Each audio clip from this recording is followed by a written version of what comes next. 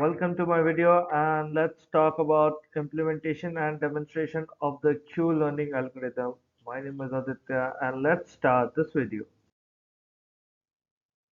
So, Q-learning is a powerful reinforcement learning algorithm that allows an agent to learn the optimal behavior in an environment by trial and error.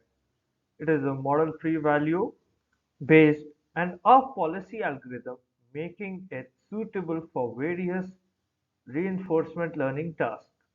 Q-learning is a powerful reinforcement learning algorithm used to teach agents how to make optimal decisions in complex, dynamic environments.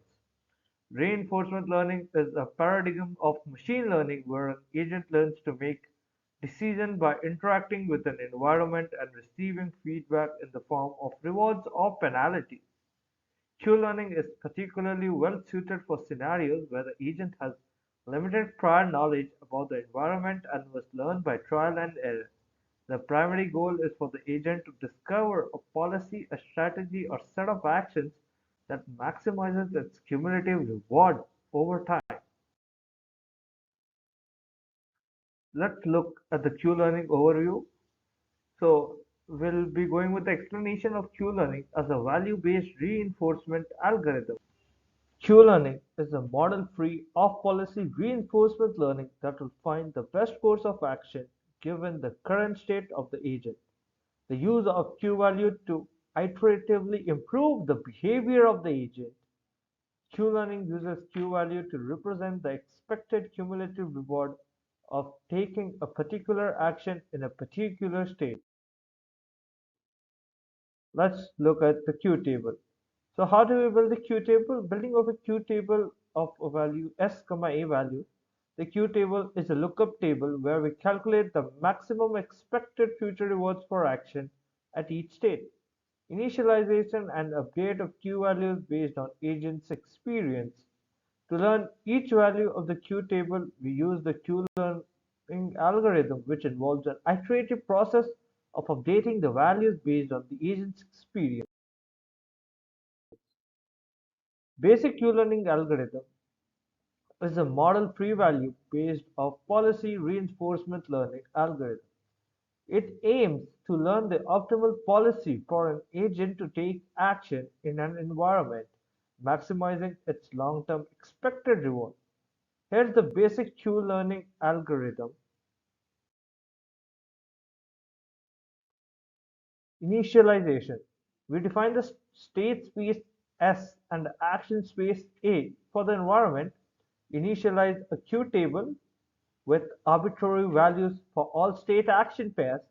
Set the learning rate alpha, discount factor gamma, and exploration rate E. Episode loop. Repeat for each episode. Initialize the state S as the starting state. Repeat for each step in the episode. Choose an action A based on an exploration policy with probability E. Choose a random action from A with probability 1 minus E. Choose the action with the highest Q value and state as that's a greedy action. Take action A and observe the next state S dash and reward R.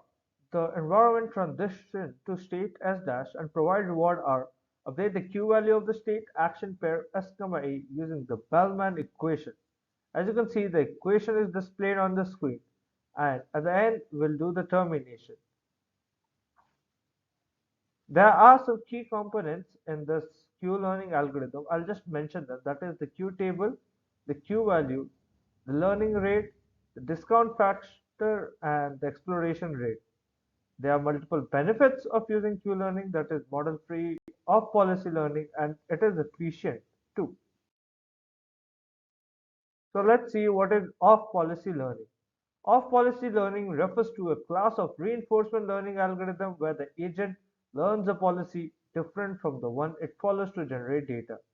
In other words, the agent learns from experiences generated by another policy or mixture of policies, not necessarily the one it is currently used to interact with the environment.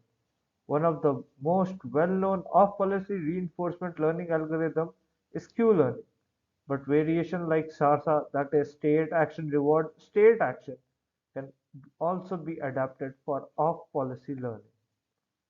The Q-learning takes an off-policy approach to reinforcement learning, aiming to determine the optimal action based on its current state.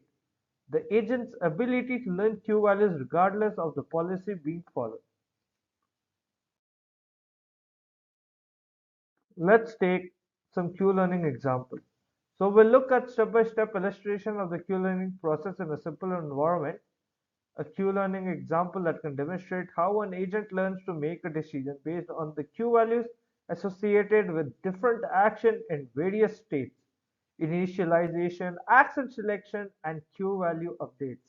The Q-learning process involves initialization in the Q table, selecting action, updating Q values based on the rewards and receipts. So let us take a scenario that is where we teach a robot to clean a room. Okay, the setup includes a robot that is an agent. So imagine a little robot placed in a messy room.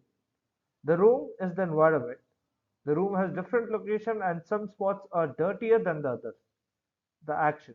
The robot can take actions like moving left, right, up or down. What is the goal? The goal is to teach the robot how to clean the room effectively by learning which actions to take in different situations. So now looking at the Q values, we have the Q table. So think of it as a table where each row represents a specific situation, like being in a certain spot in the room, and each column represents a possible action, like moving in a particular direction. Q values.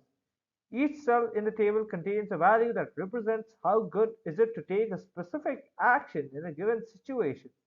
So how will the learning process be? So when the initialization takes place, initially the robot does not know anything. The Q table is empty or filled with random values. Then the exploration part comes in, where the robot starts exploring the room at each spot. It decides on an action. Sometimes it takes random action to explore. For example, the robot might decide to move right when it is in a certain location. The robot observes what happens after taking action. If it gets to a cleaner spot, it gets a reward. If it moves to a messier area, the reward might be negative. The robot updates its Q table based on the observed reward. If moving right led to a cleaner spot, the Q values for move right in that situation gets higher. As the robot learns, it starts using its Q table to make decisions. It chooses action with the highest Q values more often. For instance, if the Q value for move left in a certain location is high, the robot is more likely to move left in that situation. The robot repeats this process over and over, exploring, learning, and refining its Q table. With time, it gets better at making decisions that led to a cleaner room. I hope you understood this example. So let's talk about convergence and optimality. So convergence refers to the idea that the Q-learning algorithm runs for more episodes or steps. The Q value stabilizes and stops changing significantly. In other words, the learning process reaches a point where the Q value has settled and further training does not lead to substantial updates. For Q-learning to converge, certain conditions need to be satisfied, like sufficient exploration, learning rate schedule, and discount factor. Let's talk about optimality. Optimality in the context of Q-learning means that the agent has learned the optimal policy for the given environment. This optimal policy is the one that maximizes the expected cumulative reward over time. For Q-learning to achieve optimality, the Q value accuracy, the greedy policy, exploration decay, stability is taken into consideration. Let us look at some application of Q-learning.